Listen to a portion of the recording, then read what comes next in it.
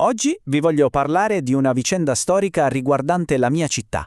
È una storia che ho esplorato in un mio ebook intitolato La rivolta antispagnola di Messina, cronache dal 1665 al 1679. Ho deciso di scrivere questo libro perché c'è un'immagine in particolare che mi ha sempre, tormentato e mi ha spinto a voler capire la verità che si nascondeva dietro a quegli anni così turbolenti. Eccola qui. È il dipinto Messina restituita alla Spagna di Luca Giordano. Pensate che per anni una sua copia è stata esposta nell'aula del comune e ovviamente ha creato un putiferio, un vero scandalo. E il motivo è chiaro, no? Rappresenta la città come una donna nuda, umiliata, ferita, calpestata da un soldato spagnolo. Beh, quest'immagine così brutale è stata la scintilla che mi ha fatto dire «Ok, devo scavare nel passato, devo capire cosa è successo davvero». E per capire bene questa storia dobbiamo fare un piccolo passo indietro, nel XVII secolo. Dobbiamo capire che tipo di città era Messina a quel tempo. Allora, Messina non era una città qualunque, assolutamente no.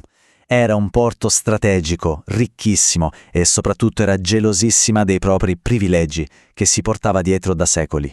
E questo ovviamente la metteva sempre in rotta di collisione con il potere centrale spagnolo.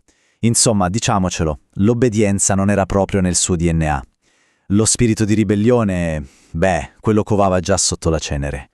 E come succede spessissimo nella storia, a far esplodere tutto sono la fame e l'ingiustizia. Sono loro ad accendere la miccia. Tutto precipita in una manciata di anni. Prima, tra il 71 e il 72, una terribile carestia che mette in ginocchio l'intera isola. Poi, nel 1674, le tensioni salgono alle stelle per la gestione del cibo e per le tasse. Il punto di non ritorno però arriva il 2 giugno, proprio durante la festa della Madonna della Lettera, la patrona della città. E la scintilla, come ci raccontano le cronache, è quasi banale nella sua drammaticità. Immaginiamo la scena. Un nobile vuole del pane per la moglie, che ha appena partorito. Lo vede nelle mani di un servitore affamato, glielo strappa via e scoppia una rissa. Questo singolo episodio diventa il simbolo dell'arroganza dei potenti e della disperazione del popolo, e la rabbia dilaga per le strade come un fiume in piena.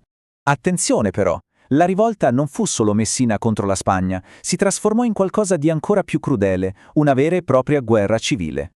La città si spacca in due. Da una parte ci sono i Merli, la fazione filo-spagnola composta per lo più da gente del popolo. Dall'altra parte invece ci sono i Malvizi, gli anti-spagnoli, formati dai nobili e dall'alta borghesia, insomma da chi voleva liberarsi del controllo spagnolo. Due anime della stessa città, pronte a massacrarsi a vicenda. E fu una guerra spietata. I Malvizi, che erano meglio organizzati, prendono il controllo della città e fanno letteralmente una strage dei loro concittadini, i Merli. Messina è una città che si sta divorando da sola, dall'interno, mentre fuori dalle mura l'esercito spagnolo si prepara all'assedio. A questo punto i ribelli malvizi, ormai soli e assediati, si giocano la loro ultima disperata carta. Guardiamo un attimo la situazione strategica. L'esercito spagnolo li stringe d'assedio da terra e la flotta blocca il porto, riducendo la città alla fame. L'unica speranza è un aiuto che venga da fuori. E così si rivolgono al più grande nemico della Spagna, re Luigi XIV, il Re Sole. E l'aiuto arriva davvero. Le navi francesi del comandante Valbel riescono a forzare il blocco, portano grano, portano soldati. Per Messina è un momento di trionfo puro, di liberazione. La città esplode di gioia, la gente è per le strade a gridare «Viva la Francia!». Sembra l'inizio della salvezza. Ma la storia, si sa, è piena di colpi di scena amari, e la domanda da farsi è proprio questa. E se i salvatori si trasformassero nei nuovi padroni? Il sogno svanisce molto in fretta, la guerra si trascina, il commercio è bloccato, il cibo viene requisito proprio dai francesi. Il duca di Vivonne, preoccupato, arriva addirittura a disarmare gli stessi messinesi. La gratitudine si trasforma in sospetto e poi in paura. I liberatori sono diventati a tutti gli effetti degli occupanti.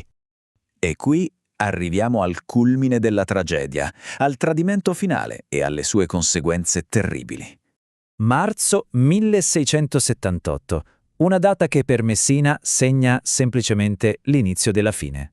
Senza nessun preavviso, per puri calcoli politici internazionali, Luigi XIV ordina alla sua flotta di andarsene dalla Sicilia.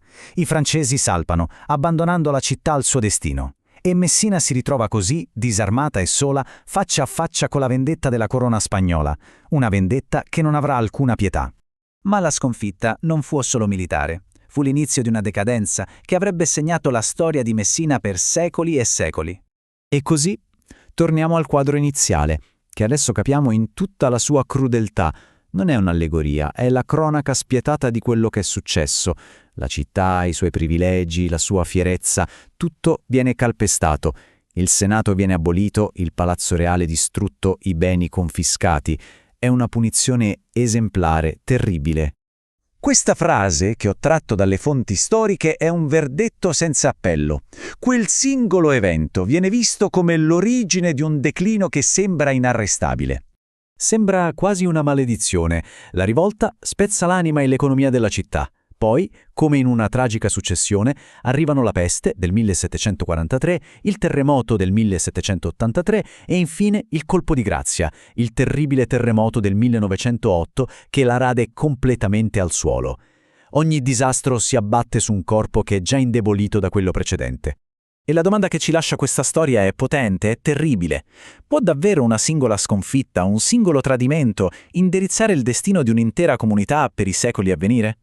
La storia di Messina sembra suggerire dolorosamente di sì.